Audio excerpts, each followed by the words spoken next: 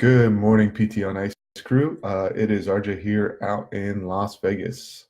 Sorry, I'm looking a little orange on the camera this morning, so it must be the light we've got going here in the room. But thank you for joining me. And it's been a minute since I've been on the cycle for episodes. I've been traveling a lot for work and been all around different cities in the country doing some of my stuff there. So excited to jump back online and bring some dizziness related content to you guys. So I found a really cool article that came into my email inbox just the other day. And I thought it was cool and worth a share and possibly worth a conversation um, around a couple key topics in the health sphere. So just some quick housekeeping things real quick. Thanks for tuning in. Courses coming up this weekend. We've got 4 different courses happening. We've got some 2 fitness athlete courses. We've got lumbar spine, and we've got extremities with Eric. So keep you guys keep your eyes posted to that Hump Day Hustle email. That always gives you um, a good forecast that the thing's coming right around the corner. And then always visit our website at ptonice.com. And you can check out the upcoming courses. More and more content coming more and more regularly seems to be the message. So it's really cool to see the steam and the momentum going forward. That there's a lot of demand out there for the stuff that we're doing, and take an opportunity to hop on and join one of the awesome live courses that we put together. Some great stuff coming down. As for this article that came across my desk, it was looking at dizziness and internet-based rehab for older adults. And the potential draw to this is huge on a couple fronts. One, older adults are one of the most common populations to deal with dizziness and balance related challenges. So if we can be finding new and better ways to intercede with this group to help them get better, great, let's do it. Additionally, as we look at the costs and the burden associated with delivering healthcare, if we can leverage technology and utilization in some of those fronts to possibly reduce the amount of spend to help people getting better. Again, overall, the effect that has on the system is a positive one. And ultimately, if we can get more people engaged into doing the things that we know are going to help them, let's increase access and utilization of the most effective tools. So took a glance through this article, and I will post a link. Let me see actually if I can just copy and paste this guy in here for you guys right now in the chat box. So hopefully you guys can take a look at it. It's a free access article, but it reviews internet-based vestibular rehab training protocols versus traditional clinical settings. And it looks at 3 months post follow-up, 6 month post follow-up cohorts, just around 300 people to analyze. So a good data set, but nothing that we're gonna sell the farm on because of the early results with it. But the good news is, spoiler alert, that the 3 months and the 6 month follow-up groups had a positive outcome, even possibly better than the in-clinic stuff. So really interesting. That might challenge some people's beliefs and assumptions of all of the stuff that we do from a dizziness and balance rehab standpoint has to be done on site. But if you look at the clinical practice guidelines that were published about a year ago for general peripheral vestibular dysfunction, they advocate for regular vestibular rehab practice, but there's lukewarm evidence that it needs to be done on site with a skilled clinician overseeing it the entire time.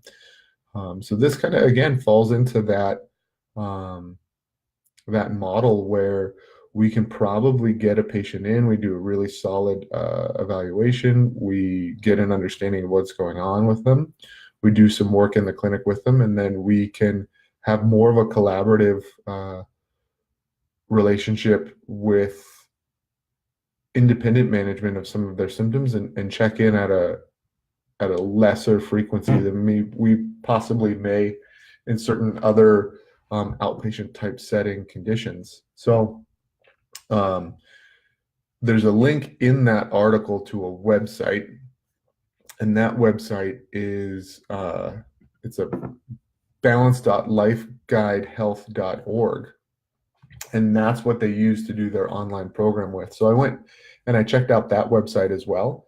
And what was really interesting is they have a pre-screening questionnaire to get an understanding about your dizziness symptoms before you can sign up and become part of the online program.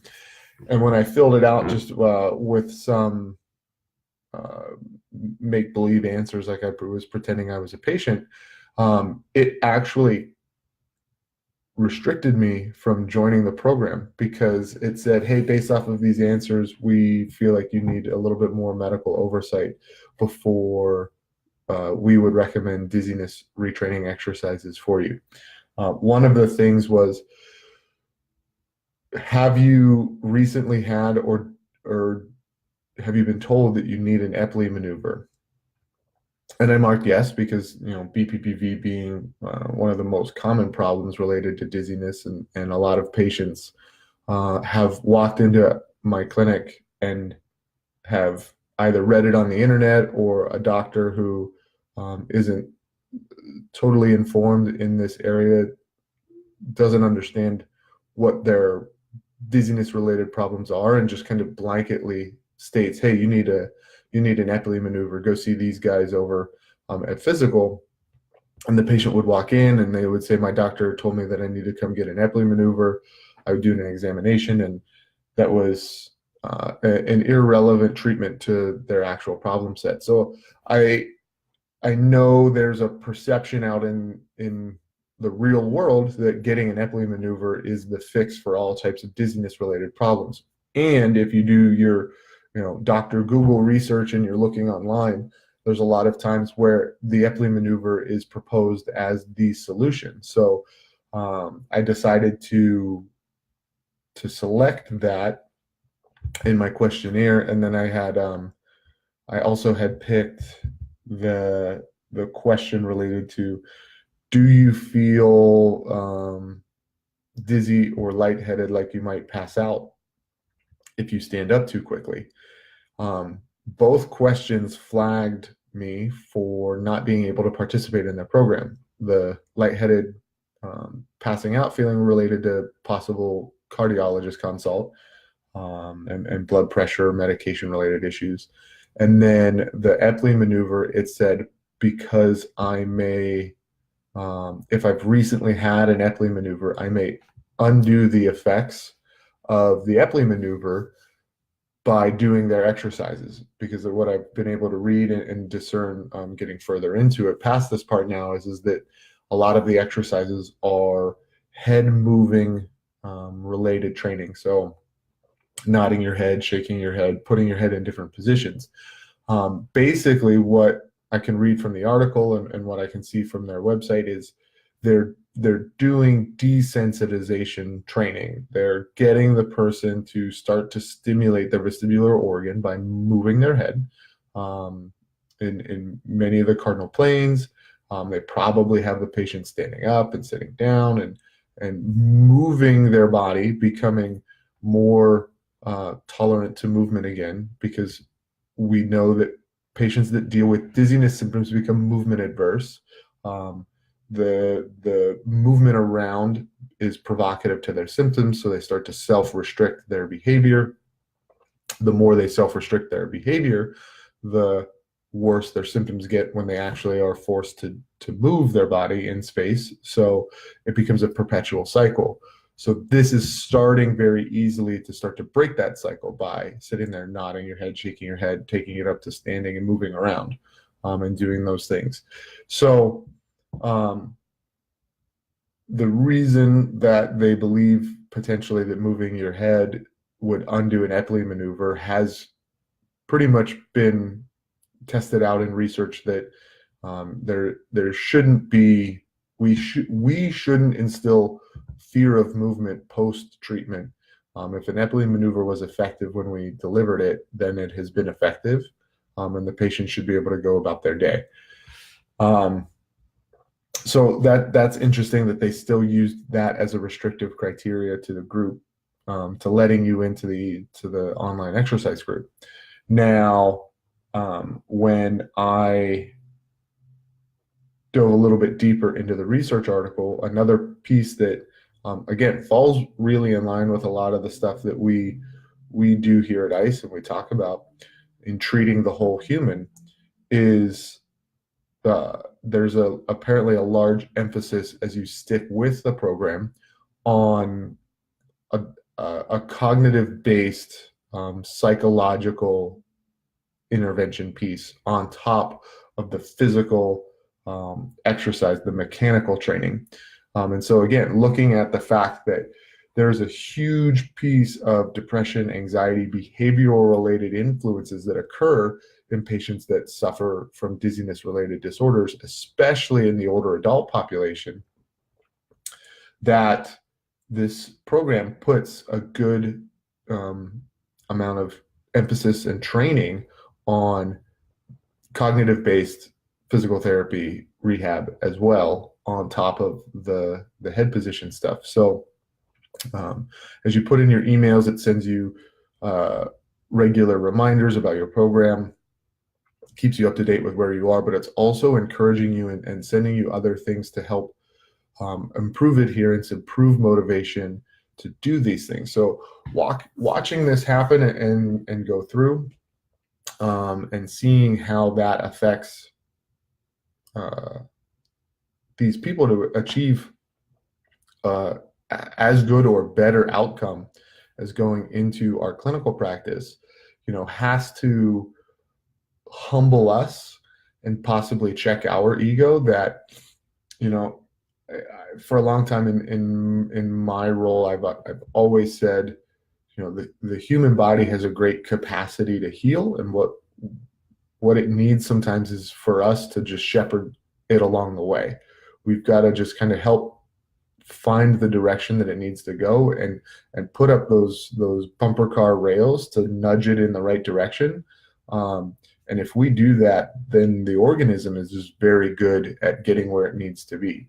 And so I think it's a nice friendly reminder that sometimes we want to believe that we have this secret key or secret ingredient to fixing everything, and really we're just a companion along for the trip that just happens to have a good sense of the direction that we need to go. And so does this patient need to see us in our office multiple times a week for multiple weeks on end, or are there great resources that we can be good stewards of economic resources, of time resources, of all of the things that add additional stress or burden to the situation, and then we can say, hey, look, we're going to get you on this program, we're going to do these things, and then when you're not here, I also want you to be signing up and going through this program as well. So I'll put a link to the second thing that I referenced that was within that article, which is that Balance website that you have to sign up for and answer the questions to get into, that they used as the internet-based vestibular rehab program. So that's really going to be it for today. Hopefully that at least was intriguing and create some good questions and good conversation behind this. It's great to see you guys again. If you want to hang out and do more dizziness related things, I think our next course is going to be in January, up in Colorado, back in pretty much Jeff's backyard. So it should be a great get together with some really solid people. And we're going to hash out, all the fundamentals at taking a look at patients that are potentially in your clinic or might get referred to your clinic with balance and dizziness related issues, and giving you a solid understanding and a solid framework um, to get started and group them into ways that are very easily manageable for what they need to get better, rather than just feeling like you might need to throw an Epley maneuver at them and hope that that fixes it. So come check out that course in January if you are available and are interested. And otherwise, I'll catch you guys on my next episode, and tune in for what else is coming tomorrow. See you guys later.